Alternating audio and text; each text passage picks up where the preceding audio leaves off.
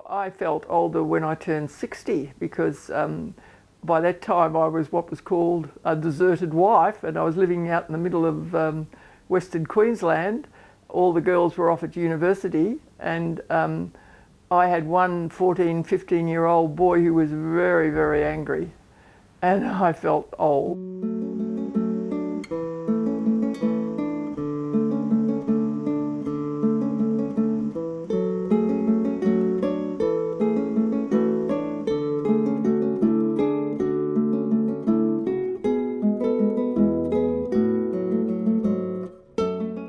Michaela was born in country Victoria, the eldest daughter of a large Catholic family.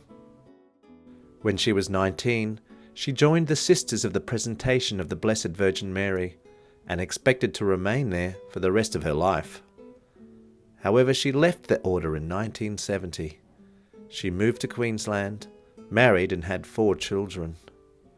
Now she lives at a retirement village established by the Old Colonists Association of Victoria.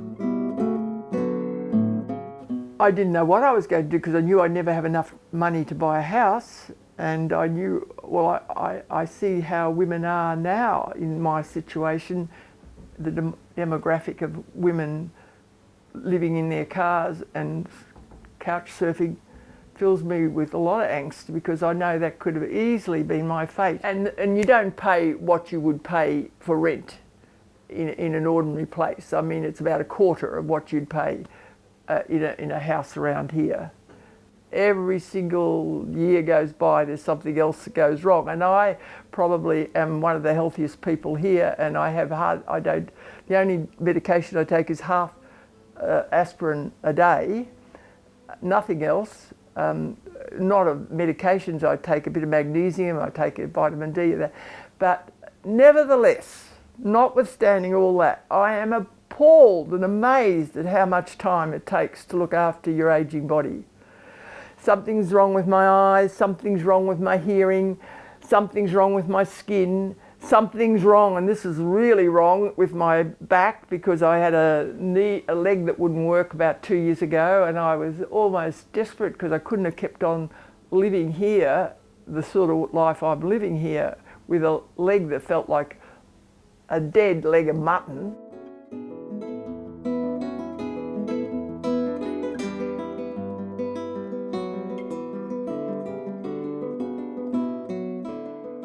I asked Michaela about ageing and intimate relationships. I felt at 60, I felt very strongly at 60 that was going to be the end for me.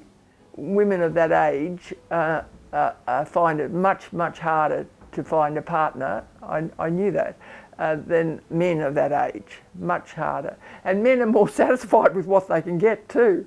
Women aren't. Anyway, bad sex is worse than no sex. That's always been my theory.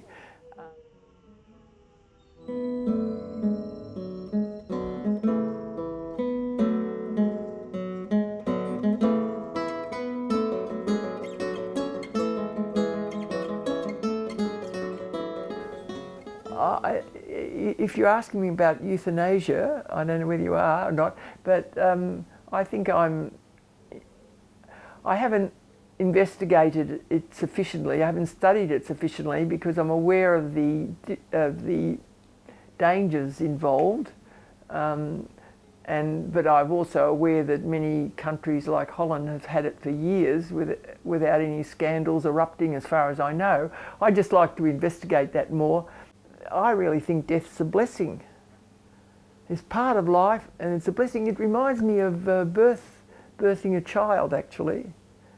I haven't heard, I find that quite original about that because I haven't heard anyone else say it, but you know, there's a lot of angst and pain in the actual birth process, but it gives a way to a lot of joy. I mean, that's not an original observation at all, but death, I think, is the same. Even if you're not a believer,